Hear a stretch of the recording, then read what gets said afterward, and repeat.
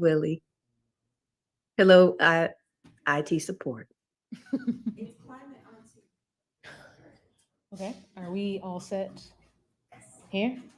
All right. Well, excellent. This is perfect. We are right on time. I scheduled us to start at about 2:02 p.m. because I figured it'd take folks a couple of minutes to get settled in. So I'm very proud of myself for that one. I'd like to welcome you all to the third in a series of panels on environmental justice, cumulative impacts, and environmental decision making.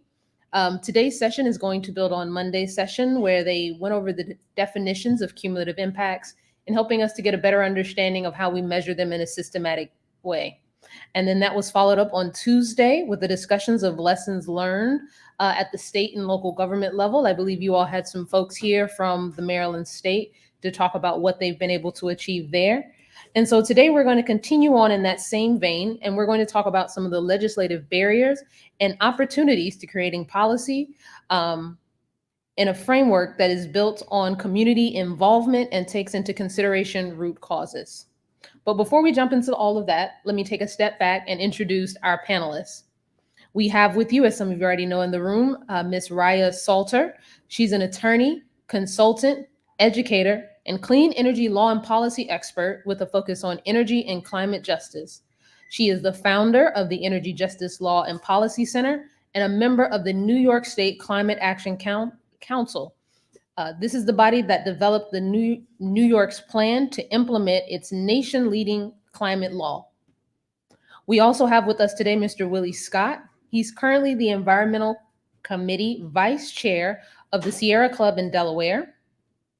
In this and his previous role, he's worked to increase awareness of environmental justice with a particular focus on how permitting can be rethought to consider the cumulative emissions impact of all facilities within a community. And last but certainly not least, we have Ms. Maria Lopez Nunez.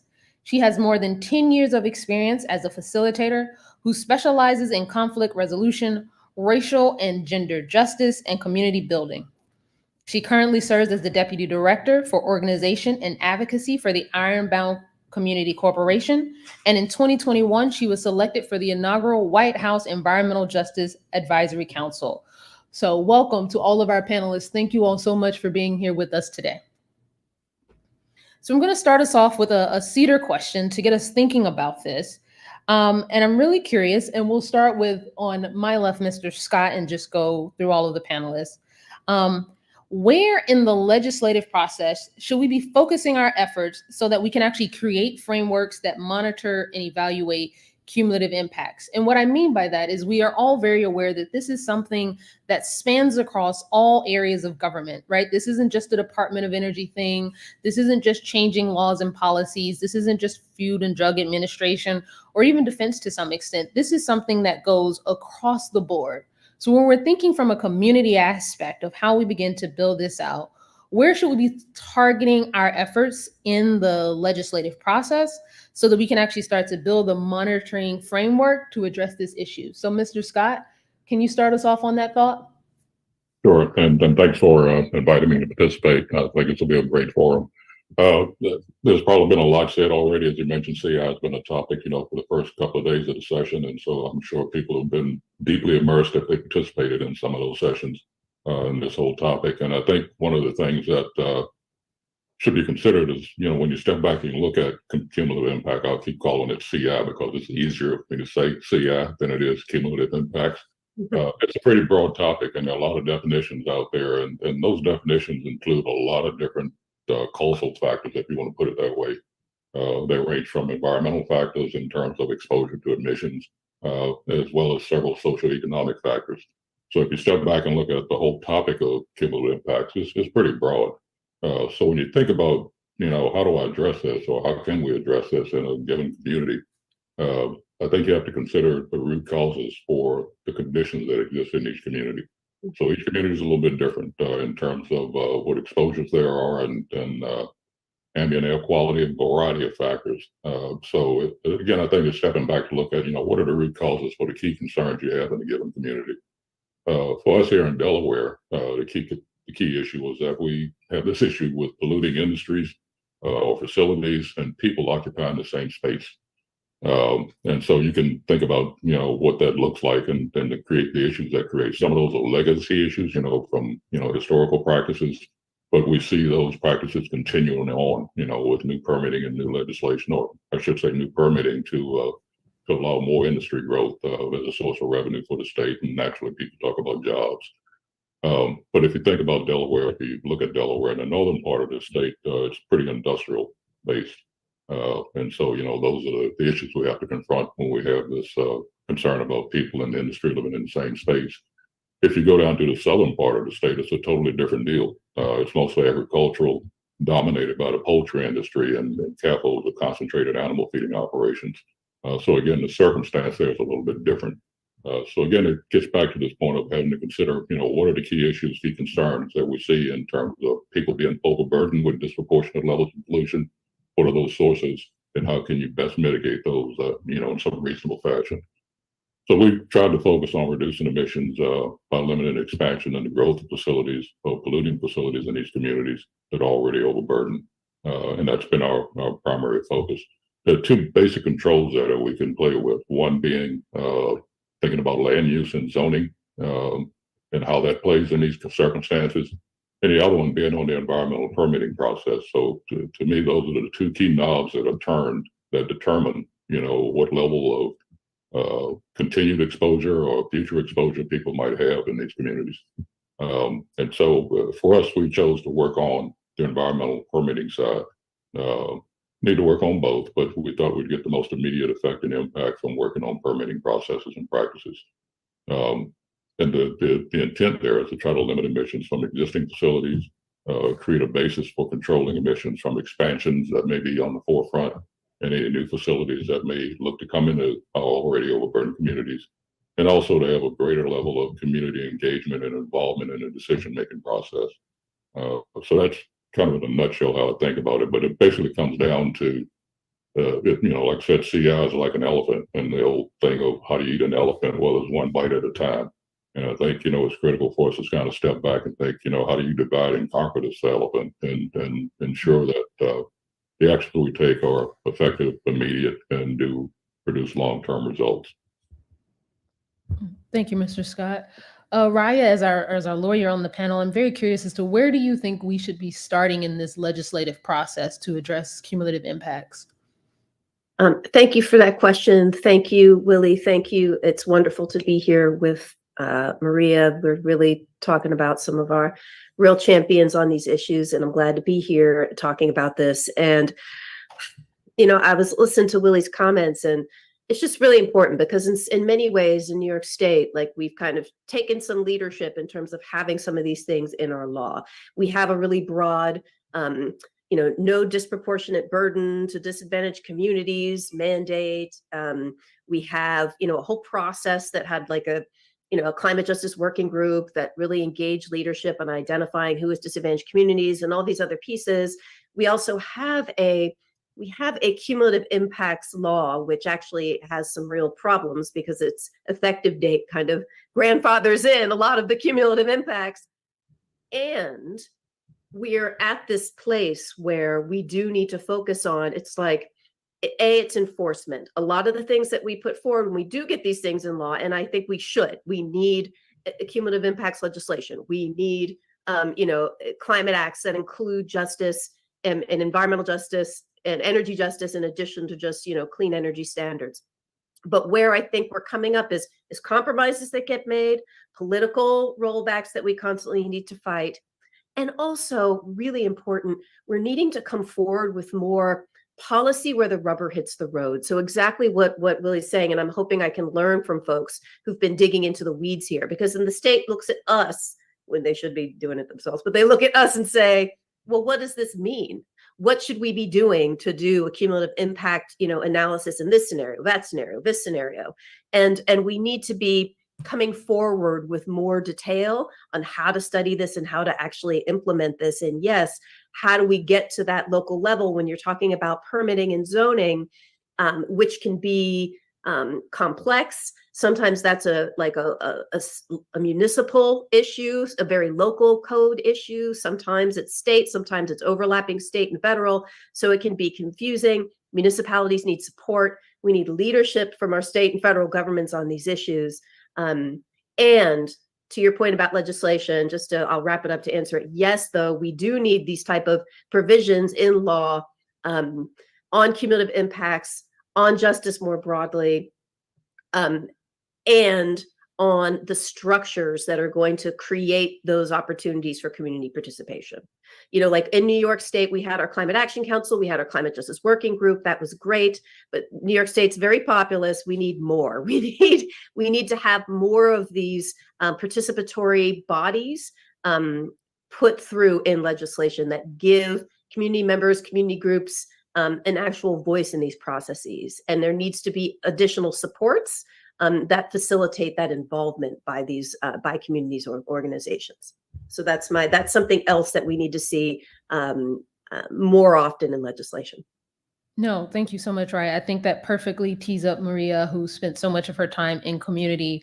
Oftentimes when we look at these legislative processes, they oftentimes happen in very closed door settings. I skipped my own introduction, but in a prior life before becoming a poor graduate student, I was a Capitol Hill staffer. And so I don't say this from an outside perspective. So many times you sort of find yourself in a last minute situation where you want to do the best you can and you don't actually have time to engage with the community. So I'm very curious, Maria, how should we be thinking about the legislative process differently so that the community isn't an afterthought, but they're actually a part of the process instead of having to be like, all right, here's a rule, now figure out how to make it work for you. Like, how do we have them be a part of that process? Yeah, well, I think what was unique in New Jersey with our, nation leading law, the S232, is that it was born from the community. So it didn't come to us from our legislators, right? It's clear in New Jersey, especially in Ironbound, where, I work and live. You stand on a corner and you look around, you see 1, 2, 3. Oh, there's like 4 smokestacks, right? There are 4, currently 3, and we're fighting our 4th power plant in our neighborhood. We have a Superfund site. We have a garbage incinerator. We have the largest sewage waste treatment facility in our region, right? It accepts sewage from 12 different states. We're next to the longest Superfund site in the country, where Agent Orange and dioxin were just being dumped into the river. There's over 100 brownfield sites, and my neighborhood is only 4 square miles. So for us, I don't have to, it's not complicated, right? Like, I don't have to explain what cumulative impacts is. I just have to stand on the corner and smell, and it smells, I can taste how disgusting the air smells, right? I have to close my windows at night to get a good night's sleep because they don't make your head hurt. For us, when we brought the cumulative impacts law to our legislators, we didn't just bring it like we want this. We brought community support, right? Like community organizing.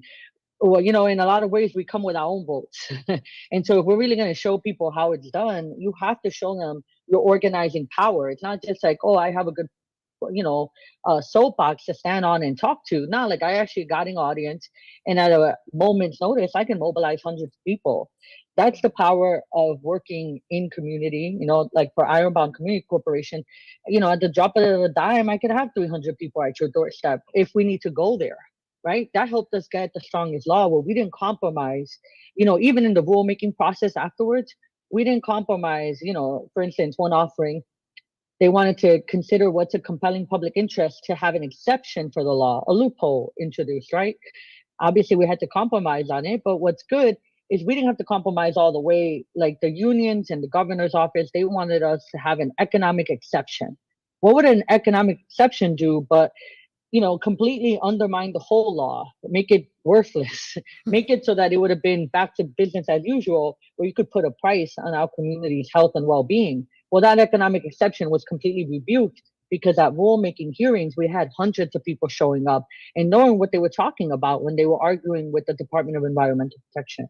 I will also take just a different example. I agree. We need to follow legislatively, and it was important for us to get the cumulative impacts off. But it is incredibly important to pay attention to zoning. We were recently able to fight back a sludge plant because, when Dr. Ana Bautista was in my position, she used to work at ICC, right? Like 10 years ago, she was able to write into our master plan, no sludge processing facilities, and that was in the master plan. That's something we picked back up in 2022 when we're fighting a sludge plant. One day before the hearing, we realized, wait a second, this is not even an allowable use. And then we were able to take them back, have all the hearings we needed to kind of push that, like they're not an allowable use. And even if they get their permit from the state, they're not actually allowed to be on our land according to the city jurisdiction, right? So being able to fight the cumulative impacts fight at different levels is important. And that's what paying attention to both zoning and a legislative approach. I think that, Mr. Scott, you hit it right on the head. You need both of those, right? Because that's a hyper local. And then, of course, the state, because we're not going to get to federal yet until more municipalities and states start getting cumulative impacts law. That's the only way we're actually going to get it to EPA, because there's no work that starts at the federal level. Usually that work bubbles up from the ground up. Yeah, so Maria, I want to push a little more to find out more about how you were able to get to a place where you could call 100 people or 300 people out of a drop of a dime to organize around an issue and be able to speak to it, in a way that not only they understood, but the people they were talking to understood. So could you walk us through a little bit that process of doing the education and the organizing so we can be thinking about how we incorporate that? Absolutely. I mean, and to be clear, this is not an overnight, like, oh, do A, B, and C. Ironbound Community Corporation has been around for 54 years in our neighborhood, right? That is 54 years of having a presence, of people coming to us with their problems and us trying to figure it out, of how do we solve this together. So I don't want to act like, oh yeah, we all did this. Like, this is, a strong foundation that has been laid out for us by our elders and the community work that they've done in building that relationship of reliability and trust. For the rule, I mean, that's again, like, we weren't having a legislative process separate from our community advisory boards. They were kept up to date about what we were doing, the conversations that we were having, and what are the compromises that might be made, right? Like, we have to be real with our people too, that like, we're not going to pass always the most idealistic law. We're going to tell them why we did something. Like, for instance, there was a choice between using disproportionality and just using increase. We went for the simpler one, right? We don't have to debate what is disproportionate. Is it disproportionate at twice? Does it have to be 4 times as much, 5 times? Like, that for us felt like a real slippery slope that then we're having a distractive fight. If we just said, if this increases pollution, it's an automatic rejection, that's something that I could talk to my people, and that actually is more enforceable than using the fancy language that we've become accustomed to. So, right, I think that there is an exercise of divorcing the way that academics, lawyers, legislators, there's like a whole vocabulary and language. We try to keep it simple. Like, we don't need no more smokestacks. We just don't need more shit. My part is for cursing, but that's just how it is. You have to keep it very realistic and grounded in the reality of what the community sees. Because I think one problem we have is that we act like policy so fancy that we can't talk to our community about it, or that we need to translate.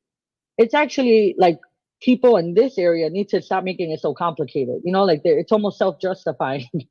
And our community will tell you like that, that wouldn't work if you explained it to them. So being able to keep that discussion alive so that people feel a part of the policy making and can feel themselves reflected, right? Like, we try to keep away from all that jargon and keep it of like, what's going to be the impact on your home and what do you want to see? So that we can also, as organizers, be held accountable by our own communities. We're not above accountability.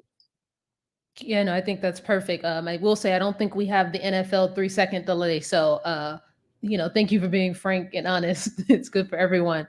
But but Mr. Scott, what she was just talking about brought me back to the conversation we were having in preparation for today's panel about not only being, open and frank with communities about what they can and can't get from this process, right? Because the legislative process isn't the only one, but when it comes to permitting, having it being shared, right? Not that, just the community has to just take on more emissions if they're going to have more economic success, and you can't see me doing air quotes here, but that also businesses and folks coming in have to share some responsibility and some pain, for lack of a better word, in this process. So can you talk a little bit more about what permitting looks like when it's not just based on an individual facility, but when it's looking at the cumulative impact of those emissions within the community?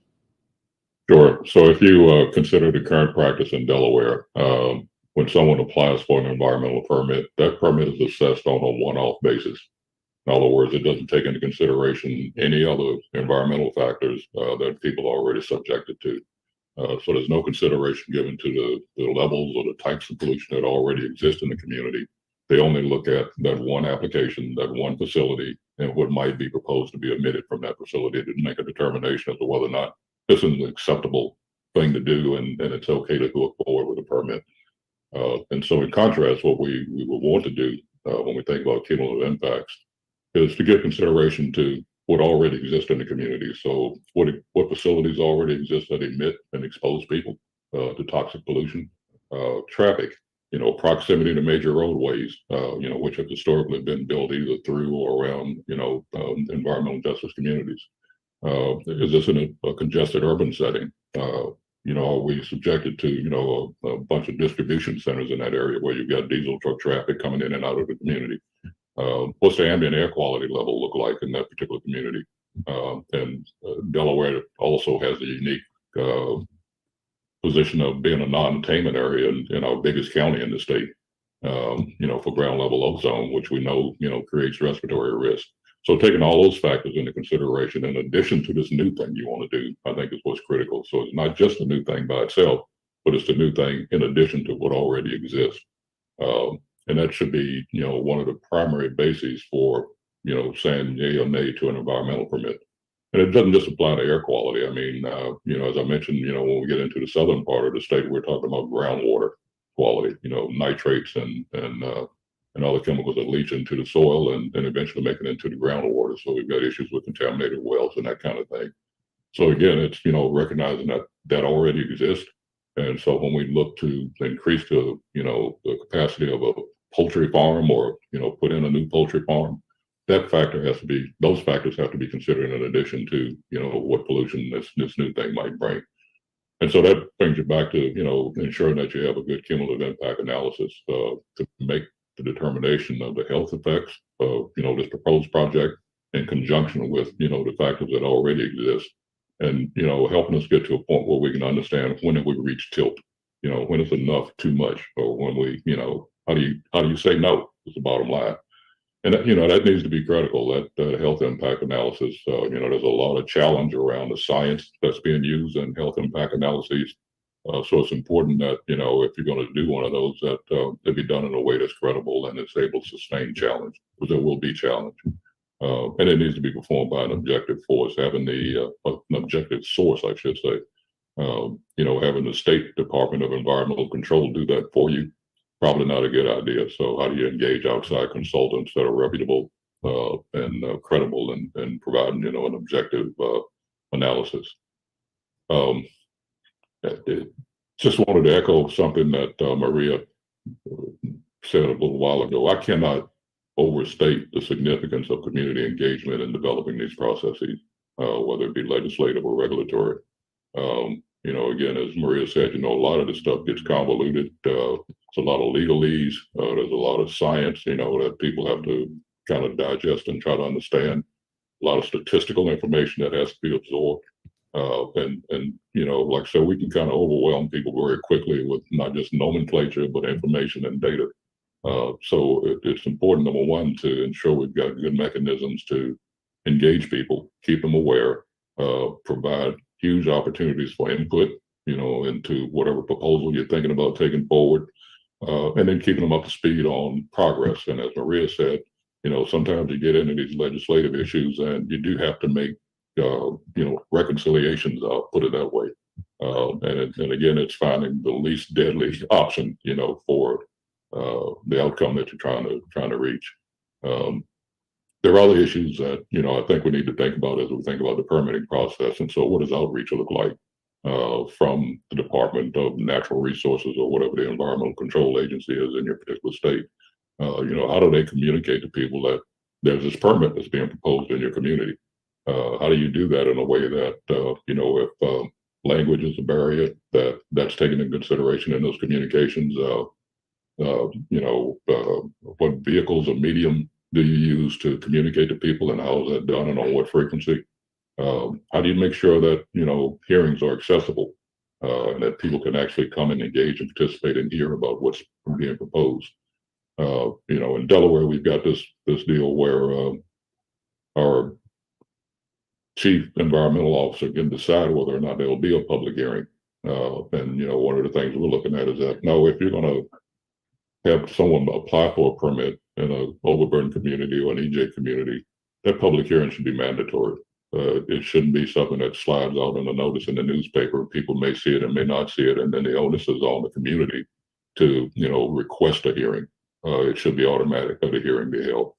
There needs to be community oversight in the permit decision-making process. We get into a legal issue here, and that the agency is, got ultimate accountability for the decision.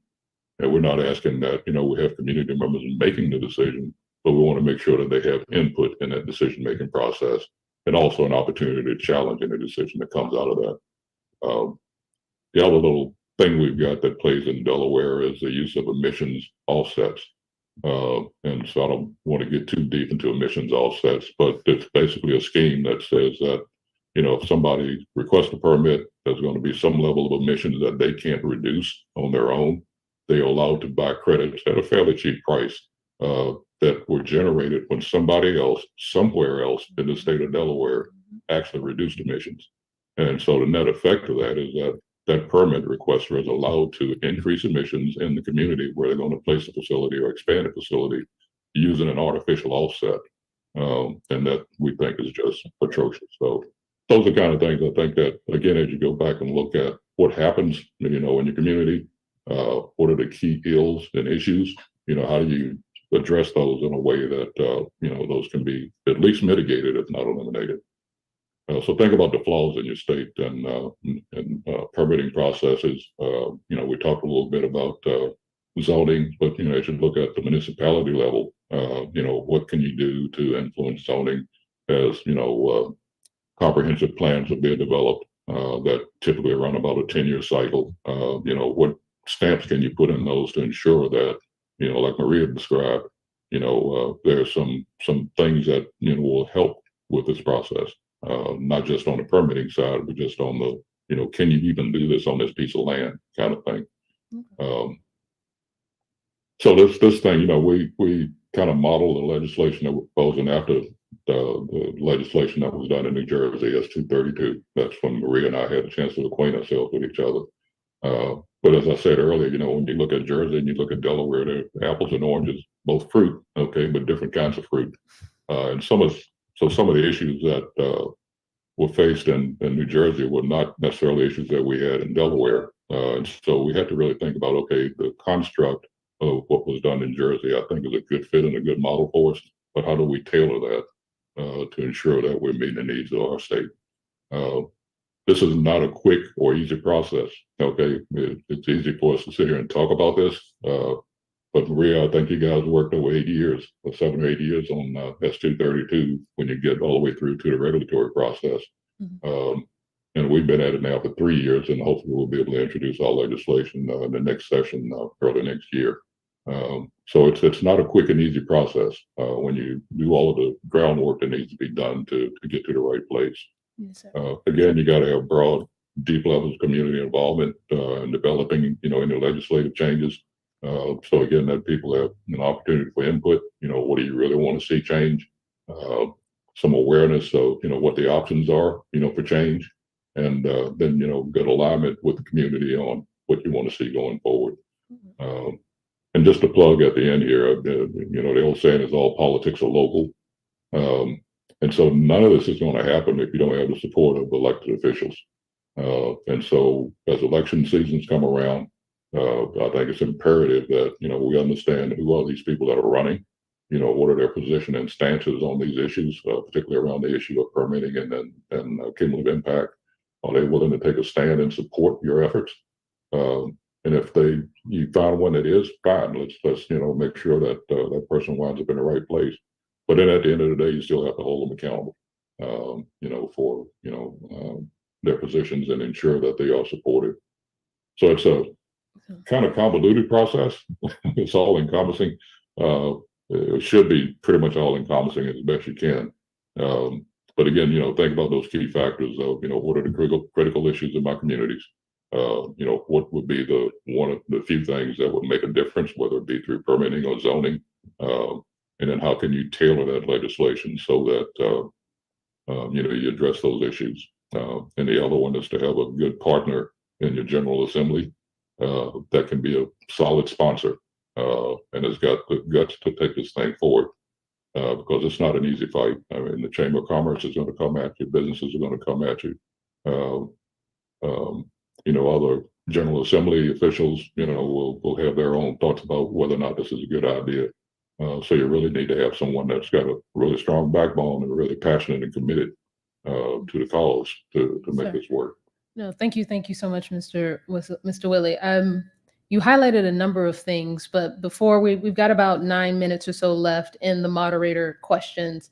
And I wanted to shift to Raya. Actually, was thinking about this because I know the legal process has gotten a little maligned, and so as the scientific process as an engineer, because we do like our big words, and sort of getting to trying to really be very definitive in how we define things.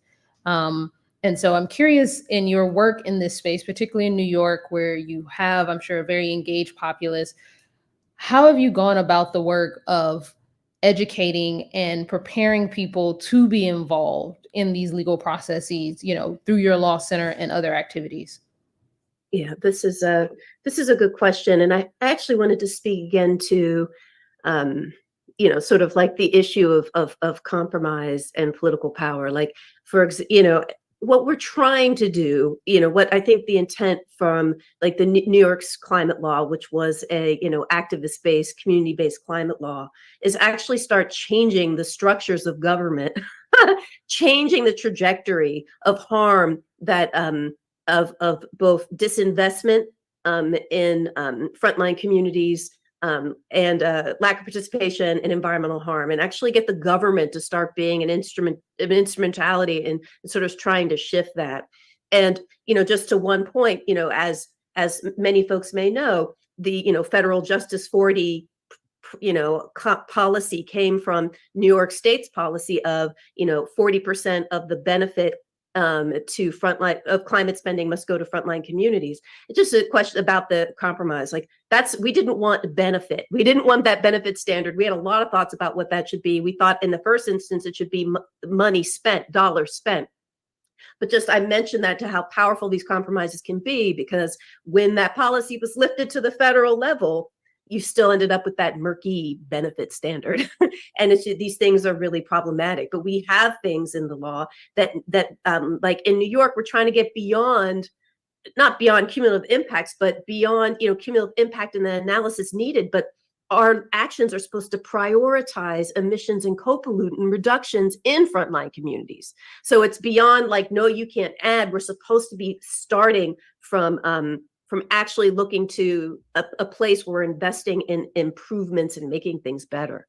But yes, to the points that folks are making here, none of that matters without the political pressure, without the community engagement. And certainly, the work I do is very much all about, literally, you have to go out in communities. And let's also, a dynamic we don't talk about enough is that, we have this incredible inequity in funding in the environmental, and climate movement. So when we're talking about frontline communities, Black and Brown and Latinx and low-income communities, folks often, we don't get the resources to actually do this outreach. Some of these bigger groups literally get hundreds of millions of dollars to get billboards. And so just, trying to level set an equity in terms of actually reaching out to folks, because in many places, you really are starting from zero. You're starting from jump. And I know that what we've done in my local area, just literally starting community organizing, community pop ed and engagement, starting from jump. And there's no, as Maria said, 50 years in, there's no shortcut, to actually just going, person to person, neighborhood to neighborhood, legislator to legislator, because a lot of our Black and Brown legislators, may or may not be engaged in these issues too. Many are, but many aren't.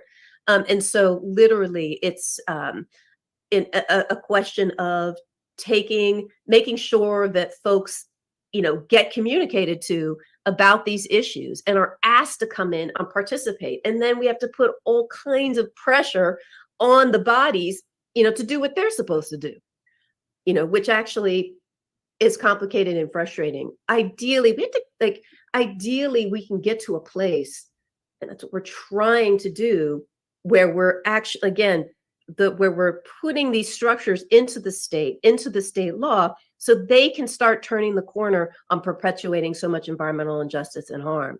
Another piece that I think that we really need to see is we need investment in community-based organizations to do this work, but states and federal governments need to do more investment in the science of how the science and the social science and the medical science of how this is supposed to work. For instance, in New York State, our state law, our climate justice law required air monitoring, piloting of air monitoring, so we can start to create a baseline in disadvantaged communities, or frontline communities is the term. We have a company called Acclima that is using cars with sensors that are going block by block in neighborhoods. I advocated for it to be in my local neighborhood. They are getting so much data about the sources of this pollution, so much data that it's almost causing some frustration or fear from the state, because we're actually starting to see on the PM, the methane, where these sources are. So we need to start investing in how do we utilize that data. So that's one of the projects that my group is focused on, is community education programs around analyzing that data. This summer, we had a summer environmental justice learning camp, where the students learned how to look through that data of what's actually happening in their neighborhood. And we also, taught the students about, what is environmental justice? What is climate justice? Why are these things important? And so, that's work we can continue to do. But, we need the government to do their part in terms of investing in the science, so they can stop turning it to me and saying, well, how am I supposed to analyze this? It's like, you know what? You've got this data. You need to start analyzing it, and you need to invest in and our legislation needs to have budgets attached to it. That's something our CLCPA was a messaging bill. It had a lot of law in there, but now is what we're doing now is we're pushing for the actual funds and money that comes behind it. We got to have the funds to implement these laws, and they need to include laws to invest in this science, so that the state can start figuring out what cumulative impacts means. Well, I think that's a really great point to sort of pull this all together as we get ready to turn to the audience for questions. Is the audience mic on? But thinking about not just getting the legislation done, because we often do have these things, right? I think about resolutions, or even if you get laws passed, and first it's getting laws passed that actually have markers and standards in them that have penalties attached. But even beyond that, right, to actually get those done, you need to have some sort of budgeting for it, because saying you just have the law and the policy, if there's no money behind it to actually enforce it and make it happen, it's almost worse than not having it, right? Because then in the future, people will come back and say, well, we had the law on the books. So thinking about that, thinking about all the discussions that we've had, I'd like to open the floor up now. If there's anyone with questions, I promise I can fill all the time up with more questions myself, but I'm going to try not to do that. So please, this mic here in the middle of the room.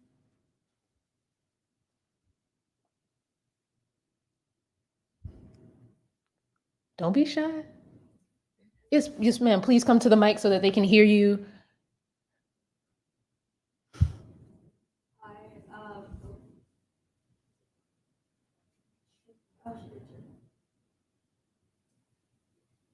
Can you try speaking very loudly? Thank you. Oh, hi.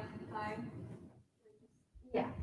I'm Claudia Blanco, part of NRDC, and I just wanted to ask what have been the most effective ways that you've communicated and organized communities? And I guess this would be directed to Maria, but also just in general, wanting to ask what has been most effective for you?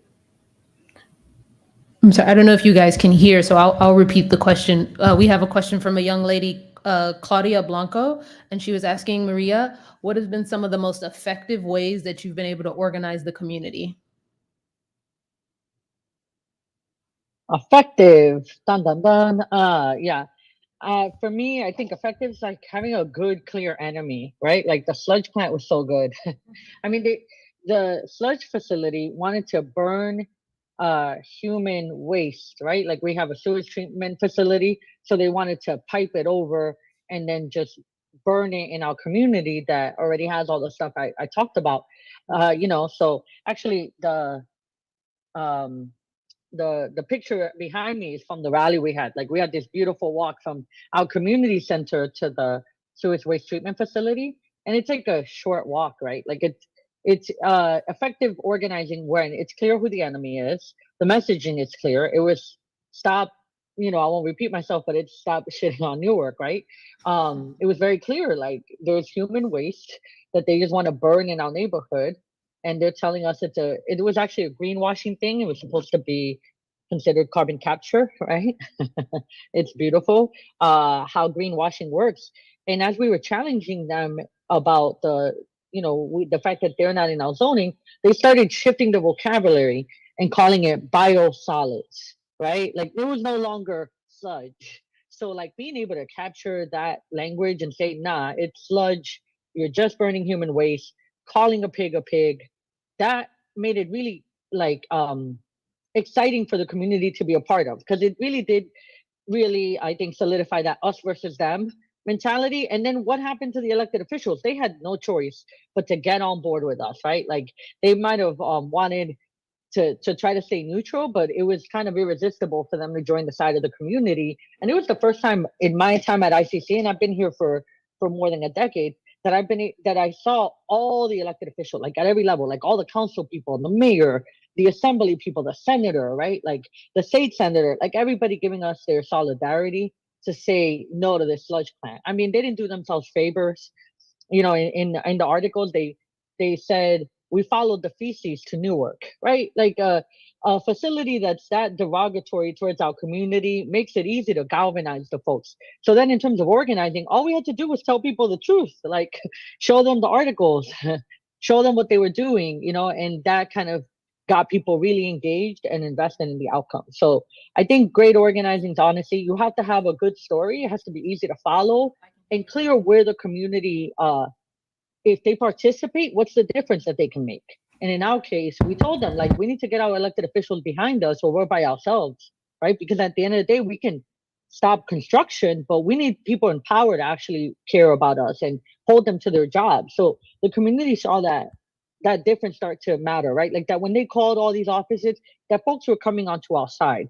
If you're just telling people to galvanize and just be in the streets, that's not always the most strategic, right? Like it has to be leading to something, all the action, right? Like we had a rally, but it was a part of a strategy, a bigger strategy, media campaign against this facility and against the people that were not on our side yet. And eventually we were able to get everyone to our side. And I think that makes for also good organizing for the next time, because people remember the journey they took with you and if it was worth their time. So I always tell the organizers, we're not going to waste people's time. And we're not going to do things if we only have 4 people behind us. We need to make sure that we do have critical mass and we're not just doing things because we feel self-righteous about them.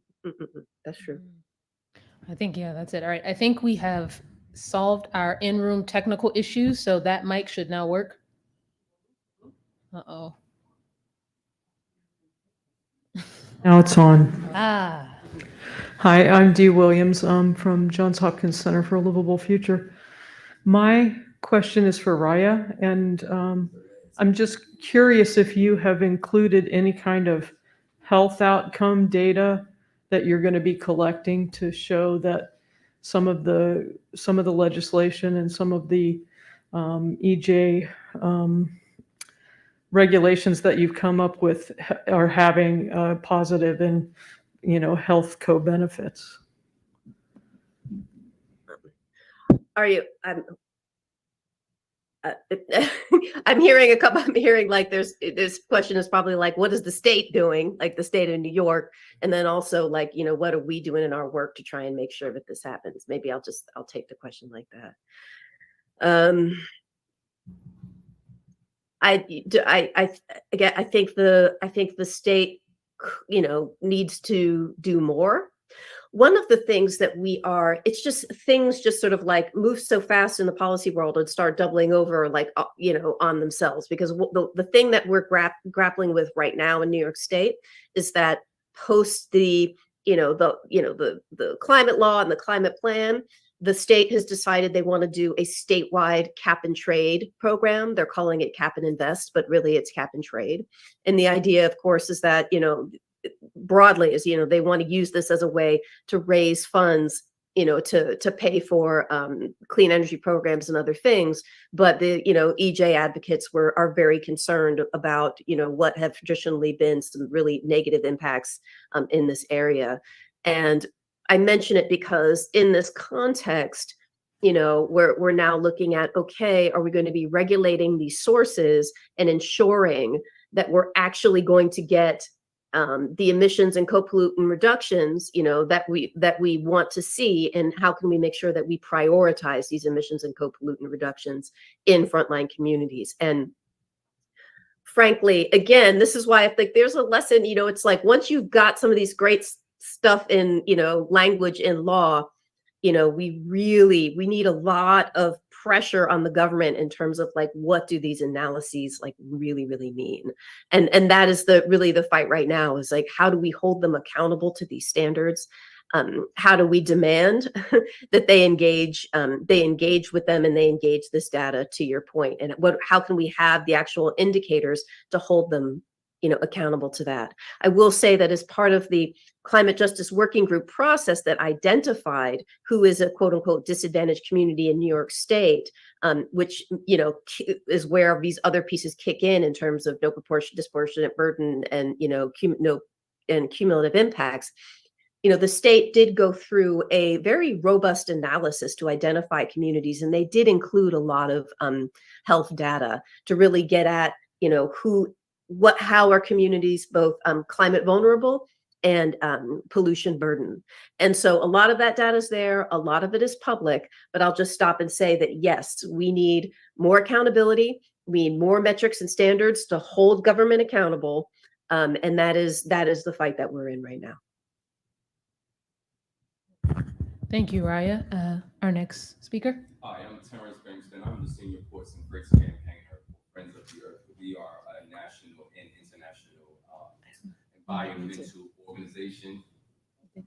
I think they turned it back on. Hi, I'm Terrence Bankston. I am the Senior Ports and Freights Campaigner for Friends of the Earth. We are a national and international nonprofit. Part of my role is, and we prioritize, I'll say that as well, the Mid-Atlantic region, the Southeast, and the Northwest. Hi, Maria Norkstrong.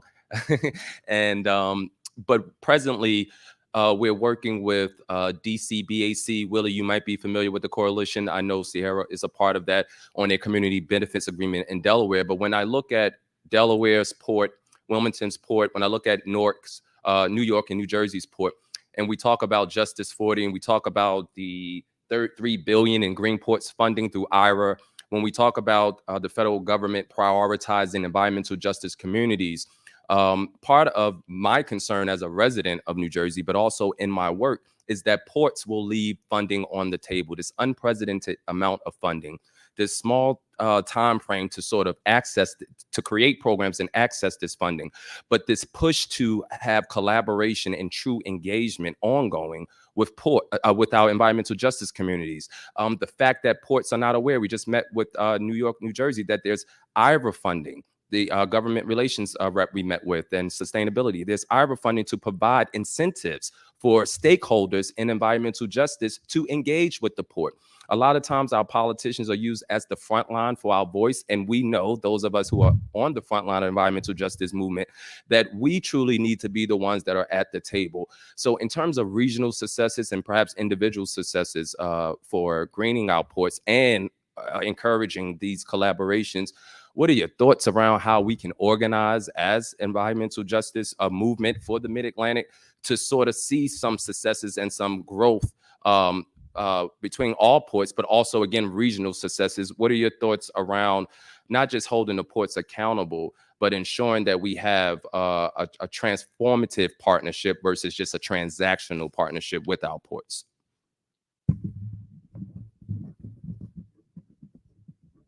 And that's for, Delaware, New York, New Jersey, just any feedback you have on that. Well, I'll answer for Delaware as best I can. You're right. Yeah, I'm aware of Delaware community. I'm sorry, Delaware community benefits agreement coalition that is operating in our state to deal with the port and the expansion of that port. And it again is one of those convoluted issues where the original or the recent port operator, I guess, basically went bankrupt, and now we've got a new port operator, and there's obviously a lot of incentive from the state to kind of recoup some of the losses and keep that port open and operating. So that kind of sits in the backdrop of all of the work that needs to be done to ensure that the actual operation of that port is sustainable and that it's not harmful to people that live around it. I think DBAC has done a lot of work, a lot of good work to try to bridge that coalition. But it's tough to do that when you got to change an operator and some of those dynamics you're working against. I think the other opportunity that exists, though, and the leader of DBAC and I talked about this a little bit, is that there's at least one or two other organizations that are concerned about what's happening, not just with the port, but with the river in general. There's been a lot of activity over the last several years in terms of fracking in Pennsylvania, and then the nat gas that comes off of that, or the LNG, I should say, that comes out of that fracking process. There's been a lot of push to build terminals in Jersey, for transshipment or transloading and shipment of that material, the LNG, down the Delaware River. And so when we look at that particular issue, the effects on overburdened communities are the same as they are for the port, having cargo of LNG floating down the river, and we all know the potential hazards associated with that from a fire and explosion standpoint. And we're not talking about a huge river here, so there's a relative level of risk exposure. So I guess my point is, one opportunity I think we have is to broaden the coalition out beyond just the community benefits agreement coalition, and think about how we can leverage the energy, or the synergy, I should say, between the efforts of DBAC and those that are working to deal with this whole issue of fracking and the transport of natural gas down the river, and build an even stronger coalition. So I think that could be helpful, but it still comes back to getting some stability right now at the port, so that we can start to have those kind of conversations and dialogue, and help the new owner, who's relatively new to the industry as well, to understand what potential there is for support to do the things that the community is asking him to do, or asking them to do, I should say. Well, thank you. Were there any other questions in the room? Well, I actually like to take that question and broaden it out to the entire panel, because I think you hit on a really important component there. As we're engaging in these processes, what are some things we should be thinking about? Sometimes you just need a transactional relationship, right? Like they need a thing, you need a thing. But if we're really trying to undo some of these long-term systemic issues, we do have to be thinking about transformative relationships. So I'd like to open it up to the rest of the panel before we go into closing thoughts about what do we need to be looking for? How do we need to be engaging so that we can start to build some of those transformative relationships to accomplish some of the things that we talked about here today? We can start with you, Miss Maria. Yeah, no problem. And definitely, I wanted to get Terence's question because it's a good one.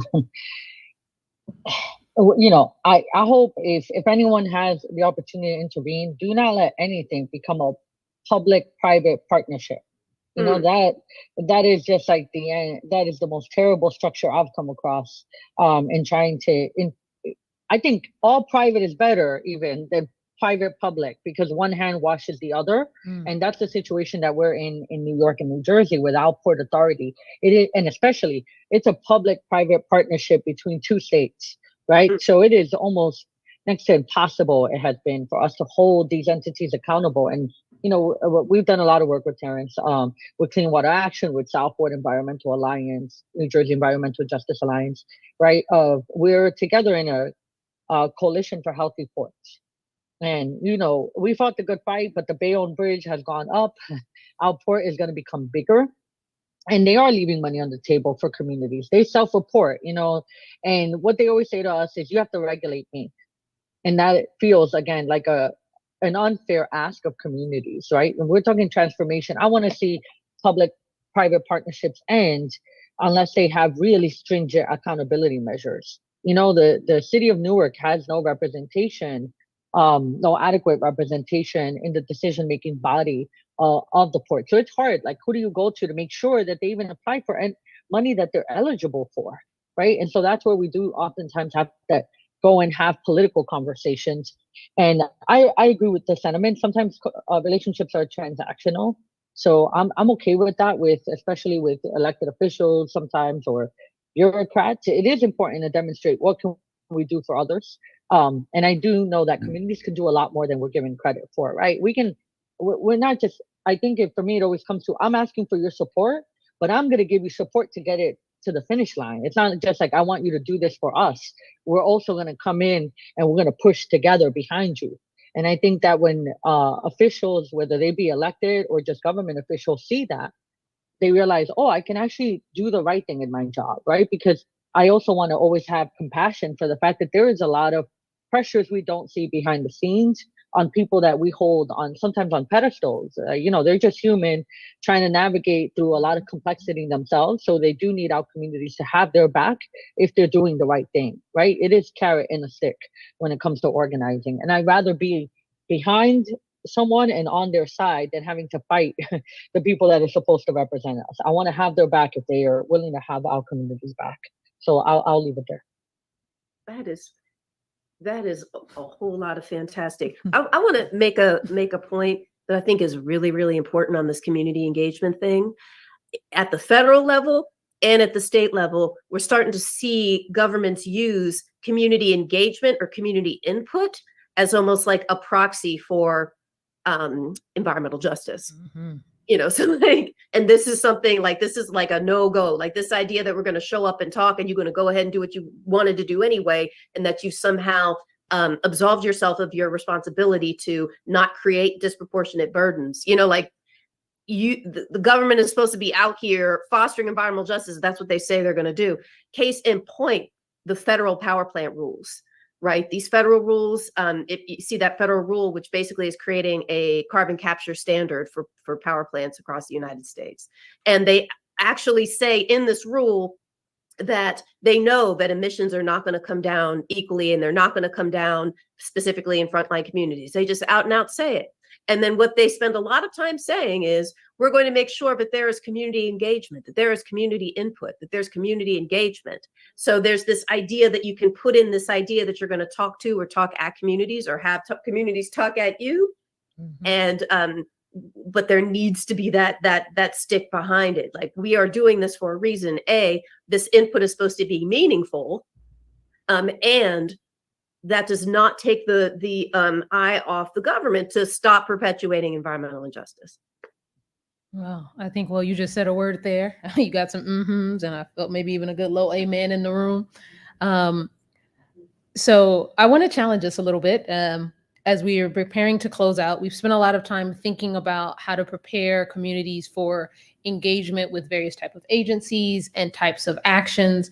But we all sit in different, agencies with access, whether that's to funding, whether that's to lobbyists, whether that's to community members, whether that's with access to legislators. And so I sort of want to, and even for the folks in the room, I want our final thought to be a little more focused on us and how we engage and go forward in this process. So just a reminder that it's about 3 minutes allotted for each final speaker's final thoughts on this. But I want you all to give some thoughts and insights on how do we change how we operate in our organization, so each of us from our spheres, so that it's easier for communities to have access and engagement, right? So we're doing less of that whitewashing of saying, hey, we're participating in community engagement. And this may not be about us as individuals. I think anybody at this conference is already here in that space of actively thinking about community engagement. But I also guarantee that we work with folks on a regular who are using those terms, but aren't really thinking about how they change their organizational structures to make it easier for communities to have access. So what are your thoughts around how we change how our organizations are working, our processes, so that it's easier for communities to have access? I'll start with you, Mr. Willie, and just a final reminder that there's 3 minutes allotted for each person's closing thoughts. I'll try not to use the whole 3 minutes then. I think there are a couple of things that would be beneficial. One is just, how do we share success stories so that, there's greater awareness of what's possible, what's worked well, what were some of the key learnings that came out of that process or methodology, and, what can we learn from that? So just as knowledge becomes, as it becomes knowledge of, a success story in a given place or given space, how do we become, more conscious of what was done and why it worked well. So I think that would be critical. Sharing progress on relevant federal regulations and programs. I think each of us probably try to stay up to speed with, what's going on at the federal level and what that means. But again, that's a whole kettle of fish that, requires a lot of oversight and deep diving. So just having access to, what's going on at the federal level that may be of benefit, to us down at the local level. And then think about access to available resources that, you may have privy to. An example I'll use is as we were crafting this legislation for Delaware, Dr. Wilson made available to us some GIS mapping resources, which, were totally helpful in helping us put more definition around, what we meant by an overburdened community and ensuring that the way we had crafted that met the need. So whether it be GIS mapping, environmental health experts, et cetera, just being aware of who those resources might be and maybe having some limited access to them, I think would be beneficial in this whole effort. Thank you. Miss Maria? Yeah, I'll try to keep it simple. Don't be boring, right? Like if it's gonna be engaging, it can't be boring. And I've seen I've sat in community presentations where I'm like, damn, I know this is important, but I'm having trouble staying awake, right? Like I think we need to be a lot more self-aware if we're gonna be engaging our communities. And that might mean changing everything in our organization to be relatable, to be fun, to be inspirational, right? Like sometimes we have like the beatdown message of, oh, it's all bad and we're just victims. Like we cannot sell victim mentality. We need to sell agency to our communities of how they can see themselves as their own superheroes. Like, because our communities don't need nobody to save us. They haven't been. And I'm not waiting for the rescue. Like in our community, it's all about like what we can do for ourselves and how we can exert our power that has been taken from us, but we have to take it back. No one's going to hand it back to us, right? So that has to be an inspirational, a fun message. It can't be boring and it can't make you feel like you don't belong in the room. If it feels like I need a certain degree to be inside this room, then you've left me out, right? It shouldn't feel so exclusionary. And I think sometimes the more in policy we get, the more we do that, even if we don't mean to. So we got to just keep checking ourselves. How do we sound, and do we still sound relevant to the communities that we serve? Because they come above all, right? Like even if I live here, I don't have the right to separate myself from my community. So I'm accountable to them first and always, and I try to keep it fresh. Thank you. Yes, I cannot imagine you ever being boring in a meeting that you hold. And Ms. Raya, to close us out, how can we make this a space that's more inviting and welcoming to communities? Yeah, first of all, I just want to say, like, snaps up to the don't be boring. Like, I almost was just going to be like, don't be boring. Like, just like what Maria said. And I do think that we need, again, more investment in public education, public engagement. Like, we need the states, governments to do more of that. Another thing is that, and this is what I say, I try, that if folks can stop being afraid of community engagement, like stop being afraid of like, what does it mean to kind of like open up the box and like, let's just go ahead and talk about this. One of my sell points is that we are actually in an era of relative abundance in terms of having, federal funds to play with, state funds to play with, different things happening. Like, and I try to tell folks that, say our local municipality, if you engage the community on this, not only will you be doing the right thing, but you're going to get a better outcome. You're going to get a better outcome. And so let's not be afraid of doing this. Let's not be afraid of the data. Let's go ahead and embrace this process. And we will, in this era of relative abundance, and we'll get better outcomes. That's my sell. I mean, I try and sell that. And don't be boring. Don't be boring. I think if we don't walk away with anything else here today, I'm sure we've thrown a lot of words at you. A lot of words have been thrown at you over these 3 days. And again, in our final day, we all know how important this is. We don't need to sell each other on that. So let's just go out there. Don't be boring. I'll see you guys in the next session. Thank you all. Thank you. Thank you so very much. If I come over there, can they see me? Where can they? Yeah, where they can All see right. me if I come. I'm a log off. All Likewise. power to all the people. Talk Take to y'all care. Good later. seeing y'all. Thank you, Lily. Good Thank you. seeing you. It's okay. I'll message them. Yeah. I just wanted to say thank you to everybody. But I'll do it via email. All right. Yeah, this is a very Naomi session. We don't stay too long.